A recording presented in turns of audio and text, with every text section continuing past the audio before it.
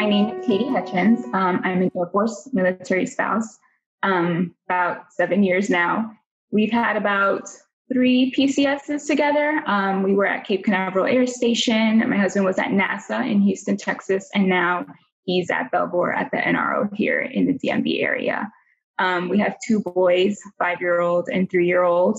My experience has been very non-traditional. I have never lived on an installation. And so it's been hard to find my military spouse community just because I've been so distant and never really immersed myself in it. But until we moved here to the National Capital Region.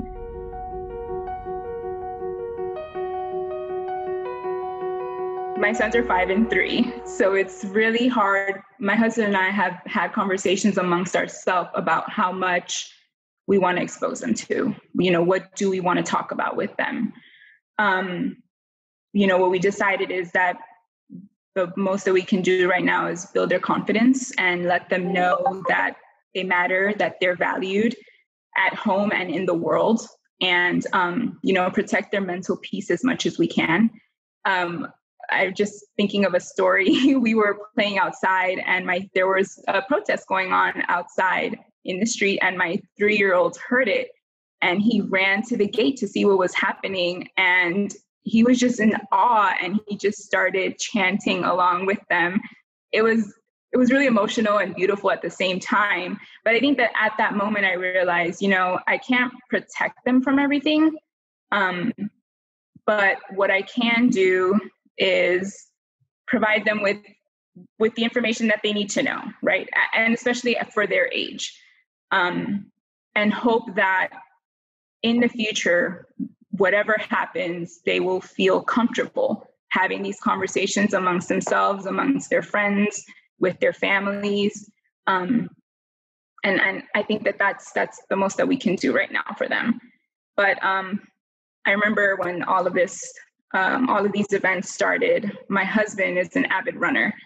And not that I felt that he was in danger in our community, in this neighborhood, but I remember having a knot in my throat every time he would go out for a run.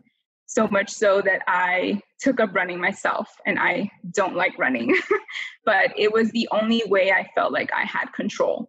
I could be right there behind him, making sure that he was okay. So it's been really rough, but this is the world that we're living in right now. And it's hard to deal with, but having conversations with people who either share your sentiments or maybe they don't fully understand, I think that that's helped a lot. And I'm happy to see that is where it seems like we're going, where people are willing to have these conversations now, and no one feels privy to stay silent anymore. And they really have to face this head on.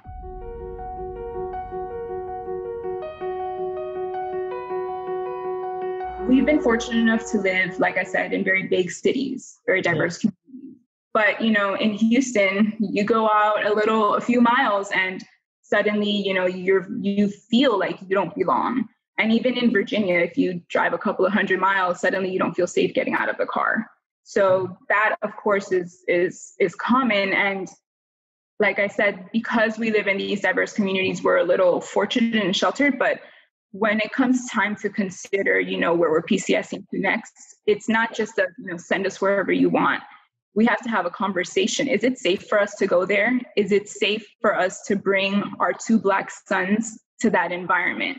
Will their worth and value be challenged? Because, our job is to protect them. And so if that's something that's possible, then maybe we can't go there, or maybe we can't all go there. Maybe we have to stay behind here and my husband would have to go alone. So it's tough that we have to have these conversations, but that's the experience that we have as a biracial Black family in the military.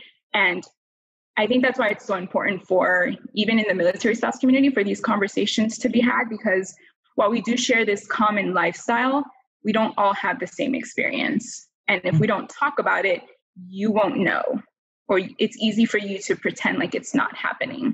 But there are individuals in your own community who are experiencing this.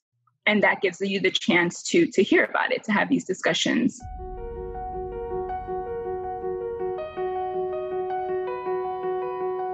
unfortunately, it's disheartening to admit, but, anti-Blackness is embedded in the Latino and Hispanic community.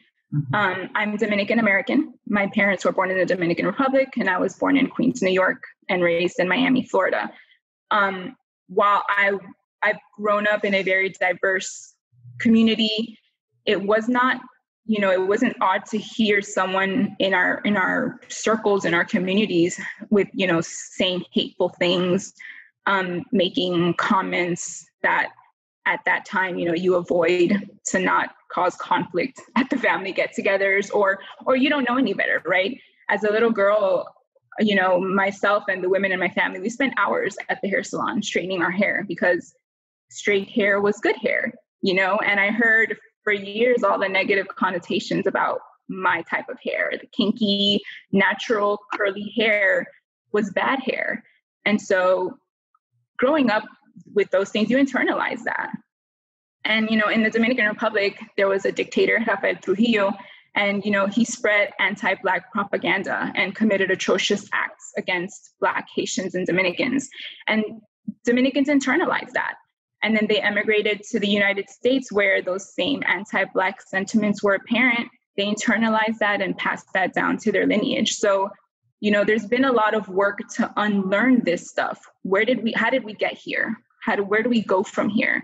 So between, my siblings, my cousins, we're talking about this stuff. And then we're talking to our parents and to our aunts and our uncles, and we're helping them figure this out. Those comments are not okay anymore. Where did that come from? Why do you have these beliefs, this mindset? Let's talk about it. I think it's been really important, and it's been really eye-opening and healing for a lot of people. Even amongst my friends, I'm hearing that they're having these conversations with their families. It's not okay. It's not just a joke. Like, where are you getting this from? What can we do to work through it? How do we grow from here?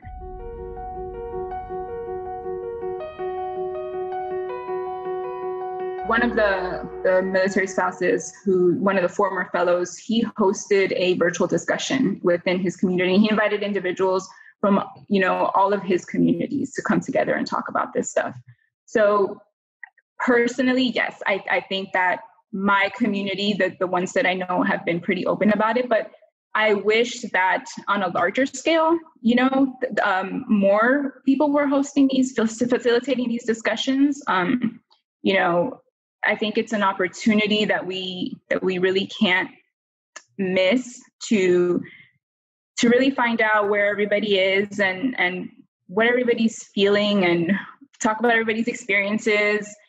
If they're different from yours, I think that's the space where you can learn and even find resources to take action, self-reflect. What role have I played? This person who I've known for years has been going through these things, and I had no idea because it wasn't affecting me. So yes, I do think that I have found my community to be open about it, but I wish that I would see it, like I said, on a larger scale.